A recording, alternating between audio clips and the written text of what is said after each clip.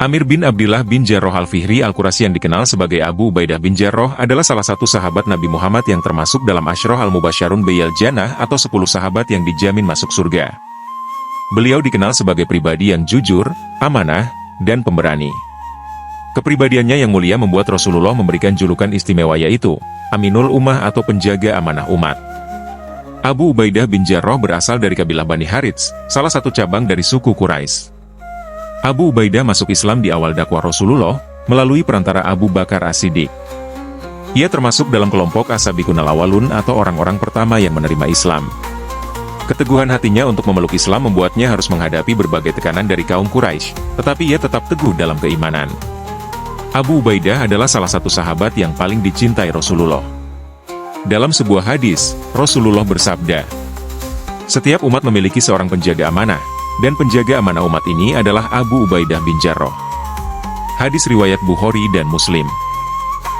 Kedekatannya dengan Nabi Muhammad terlihat dalam banyak peristiwa, salah satunya ketika beliau menunjukkan sikap rela berkorban demi umat Islam dan kepemimpinan Islam. Abdullah bin Umar pernah bercerita tentang sifat-sifat orang yang mulia. Katanya, ada 3 orang Quraisy yang sangat cemerlang wajahnya, tinggi akhlaknya dan sangat pemalu. Bila berbicara, mereka tidak pernah dusta. Dan apabila orang berbicara, mereka tidak cepat-cepat mendustakan. Mereka itu ialah Abu Bakar As-Siddiq, Utsman bin Affan dan Abu Ubaidah bin Jarrah. Abu Ubaidah termasuk kelompok pertama sahabat yang masuk Islam. Dia masuk Islam atas ajakan Abu Bakar As-Siddiq, sehari sesudah Abu Bakar masuk Islam. Waktu itu beliau menemui Rasulullah bersama-sama dengan Abdurrahman bin Auf, Utsman bin Maz'un dan Arqam bin Abil Arqam untuk mengucapkan syahadat di hadapan beliau. Karena itu mereka tercatat sebagai pilar pertama dalam pembangunan Islam yang agung dan indah. Dalam kehidupannya sebagai Muslim, Abu Ubaidah mengalami masa penindasan yang kejam dari kaum Quraisy terhadap kaum Muslimin di Mekah, sejak permulaan sampai akhir. Dia turut menderita bersama-sama kaum Muslimin yang mula-mula merasakan tindakan kekerasan, kesulitan dan kesedihan, yang tidak pernah dirasakan oleh pengikut agama-agama lain di muka bumi ini. Walaupun begitu, dia tetap teguh menerima segala macam cobaan. Dia tetap setia membela Rasulullah pada setiap situasi dan kondisi yang berubah-ubah. Bahkan ujian yang dialami Abu Ubaidah dalam Perang Badar, melebihi segala macam kekerasan yang pernah kita alami. Ia ikut serta dalam Perang Badar dan berhasil menyusup ke barisan musuh tanpa takut mati. Tetapi tentara berkuda kaum musyrikin menghadang dan mengejarnya, sampai kemana dia lari. Terutama seorang laki-laki dari musuh, yang mengejar Abu Ubaidah dengan sangat beringas kemana saja. Abu Ubaidah selalu menghindar dan menjauhkan diri untuk bertarung dengan orang-orang itu. Namun orang itu tidak mau berhenti mengejarnya. Setelah lama berputar-putar, akhirnya Abu Ubaidah terpojok. Dia waspada menunggu orang yang mengejarnya. Ketika orang itu bertambah dekat, dalam posisi yang sangat strategis, Abu Ubaidah mengayunkan pedangnya tepat di kepala lawan. Orang itu jatuh terbanting dengan kepala terbelah 2. Musuh itu tewas seketika di hadapan Abu Ubaidah. Siapakah lawan Abu Ubaidah yang sangat beringas itu? Di atas telah dikatakan, bahwa tindakan kekerasan terhadap kaum muslimin telah melampaui batas.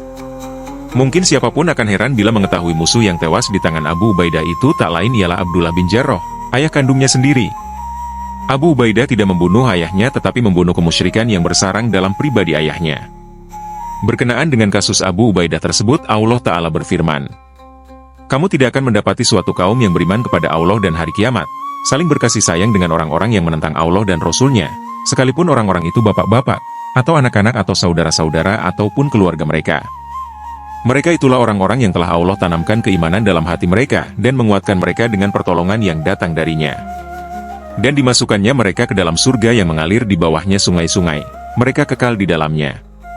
Allah ridho terhadap mereka dan mereka pun merasa puas terhadap limpahan rahmat-Nya. Mereka itulah golongan Allah. Ketahuilah, bahwa sesungguhnya golongan Allah itulah golongan yang beruntung." Surah Al-Mujadalah, ayat 22. Ayat di atas tidak menyebabkan Abu Ubaidah membusungkan dada. Bahkan menambah kokoh imannya kepada Allah dan ketulusannya terhadap agama. Orang yang mendapatkan gelar kepercayaan umat Muhammad ini ternyata menarik perhatian orang-orang besar, bagaikan besi berani menarik logam di sekitarnya.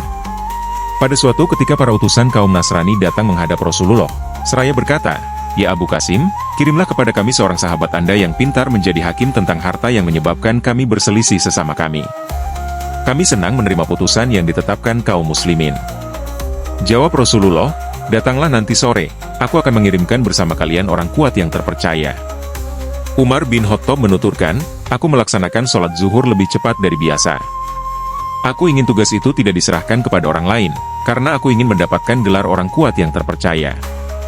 Setelah sholat zuhur, Rasulullah menengok ke kanan dan ke kiri. Umar bin Khattab agak menonjolkan diri agar Rasulullah melihatnya. Tetapi beliau tidak menunjuknya. Ketika melihat Abu Ubaidah bin Jarrah, beliau memanggil seraya berkata, pergilah kamu bersama mereka.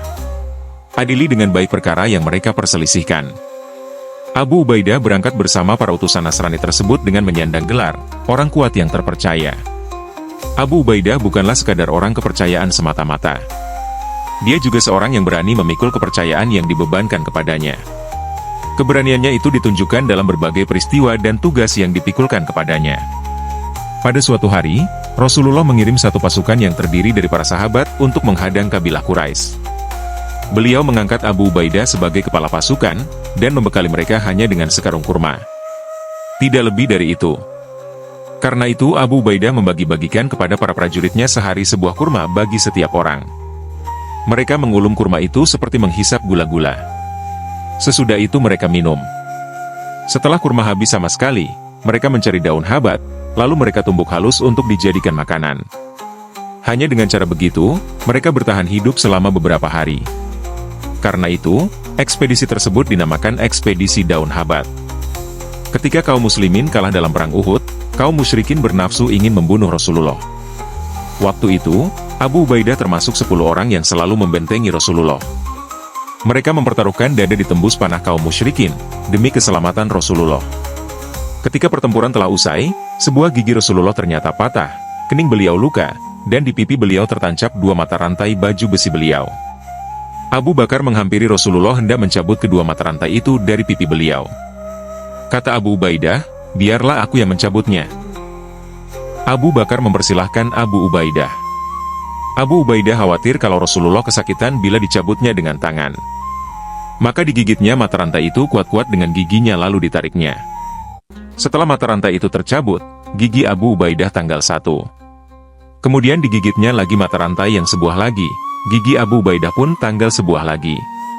Karena itu Abu Bakar berkata, Abu Ubaidah orang ompong yang paling cakap. Abu Ubaidah selalu mengikuti Rasulullah berperang dalam setiap peperangan yang dipimpin beliau, sampai beliau wafat.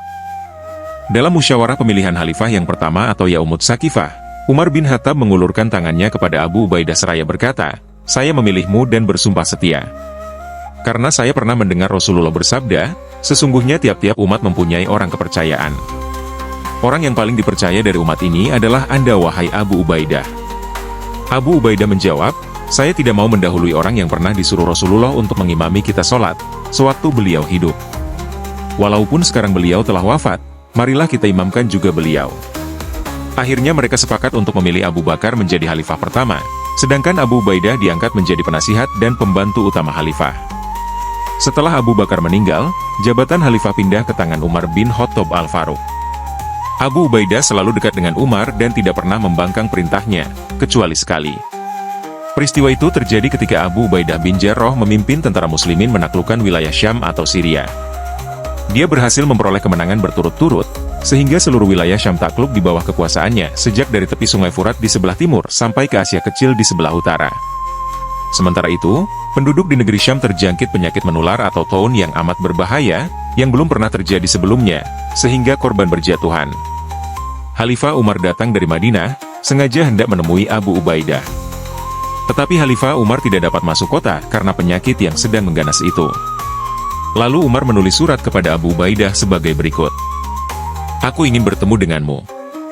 Tetapi aku tidak bisa menemuimu karena wabah penyakit sedang berjangkit dalam kota. Karena itu bila surat ini sampai ke tanganmu siang hari, berangkatlah sebelum sore. Ketika surat khalifah itu dibaca, Abu Ubaidah berkata, aku tahu maksud Amirul Mukminin. Beliau ingin agar aku menghindarkan diri menyingkir dari penyakit berbahaya ini. Ia pun membalas surat khalifah, ya Amirul Mukminin, aku mengerti maksud khalifah. Aku berada di tengah-tengah tentara muslimin, sedang bertugas memimpin mereka. Aku tidak ingin meninggalkan mereka dalam bahaya yang mengancam, hanya untuk menyelamatkan diri sendiri. Aku tidak ingin berpisah dengan mereka, sehingga Allah memberi keputusan kepada kami semua, selamat atau binasa. Bila surat ini sampai ke tangan Khalifah, maafkan aku karena tidak bisa memenuhi permintaanmu. Izinkan aku untuk tetap tinggal bersama-sama mereka. Setelah Khalifah Umar selesai membaca surat tersebut, beliau menangis sehingga air matanya menetes ke pipinya karena sedih dan terharu. Melihat Umar menangis, orang-orang pun bertanya, "Wahai Amirul Mukminin, apakah Abu Ubaidah wafat?" "Tidak," jawab Umar. "Tetapi dia berada di ambang kematian." Dugaan Khalifah itu benar. Tidak lama sesudah itu, Abu Ubaidah meninggal. Sebelum kematian menjemputnya, Abu Ubaidah berwasiat kepada seluruh prajuritnya. "Aku berwasiat kepada kalian.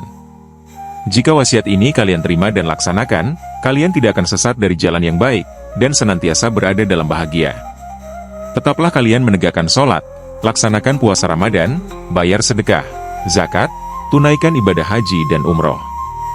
Hendaklah kalian saling menasehati sesama kalian. Nasihati pemerintah kalian, jangan biarkan mereka tersesat. Dan janganlah kalian tergoda oleh dunia. Walaupun seseorang bisa berusia panjang sampai 1000 tahun, namun akhirnya dia akan menjumpai kematian seperti yang kalian saksikan ini. Wassalamualaikum warahmatullahi wabarakatuh."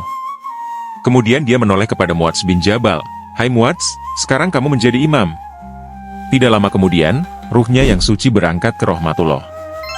Dia telah tiada di dunia fana. Jasadnya telah habis dimakan massa, tetapi amal pengorbanannya akan tetap hidup selama-lamanya.